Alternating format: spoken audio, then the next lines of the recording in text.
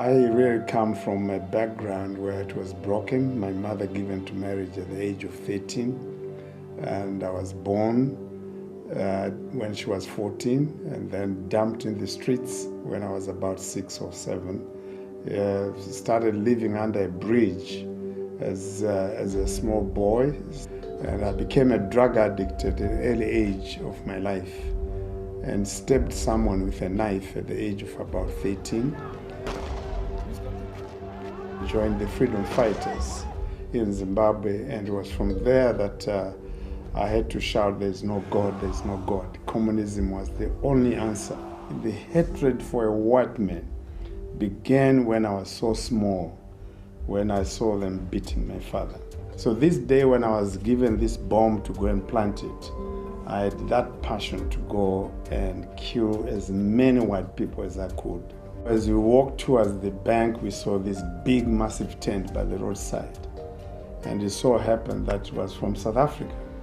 And anything from South Africa to us was a taboo because of the white people, the way they tortured black people. And there were about 2,000-3,000 people inside singing praises to God. But we got there, and I said, surround the tent in twos, every corner. And when I blow the whistle at 7 o'clock, throw the bombs inside, and I want every person inside to die. If one person escapes, I'll give you a gift of a bullet in your head. He said, okay, Steve, we'll do that. I said, well, since we've got 5 minutes, maybe let's go inside for 2 minutes only to look at the people we're about to kill. So we went inside with our weapons in the paper bags, sat right the last bench at the entrance, like it was left for us. They were singing choruses, but my friends, we started singing out of tune to disturb the meeting. And one preacher came and touched my shoulder and said, please boys, keep quiet. And I pulled out my knife. I said, preacher, if you ever touch me, I'll kill you right now. And he left me. And all my gang turned towards me with shock of their life. And I said, what? Because they were surprised that I warned this preacher. I was that character. When I pulled out my knife, I would use it. When I took out my gun, I would shoot. But they were shocked to see that I'd warned this preacher. They invited a pretty girl from Soweto to share a testimony. And that girl put me off balance completely, because she was gorgeous. But the more she shared the testimony, she was, shining with the glory of God. And then she invited another black evangelist, and this man stood up and read 2 verses. Romans 6 verse 23, for the wages of sin is death. And the next thing, I was under deep conviction.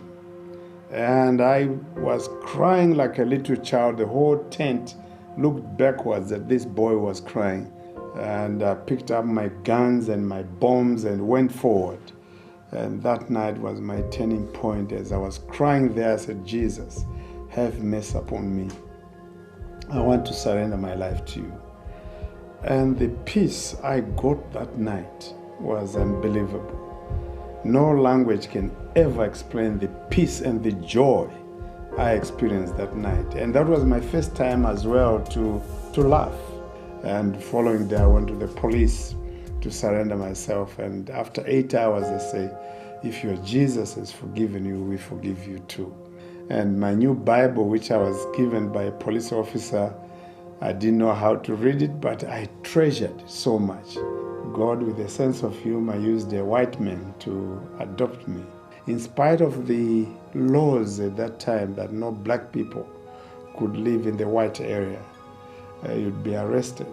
So this man kept me for 15 years in spite of the laws, and helped me to transform me to be what I am today. So he was the one who gave me the surname Lungu. Many people ask me, which Bible college did you go? I said, well, I went to Golgotha.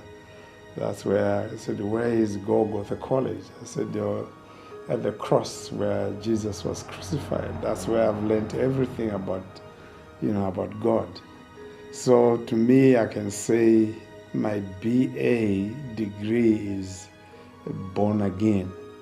God has taken me around the globe, preaching the gospel, meeting, presidents of different countries. They invite me, pay for my ticket, and preached around the United States, almost every state. 2 years ago, I was preaching at Pentagon to the CIA intelligence. They said, "You are the first black man to preach here." So I look at myself that God could, choose a person who was thrown away by my mother. Little did she know that the boy I'm dumping today would travel around the globe and, preach to statesmen. But, God picks up a nobody and makes you a somebody.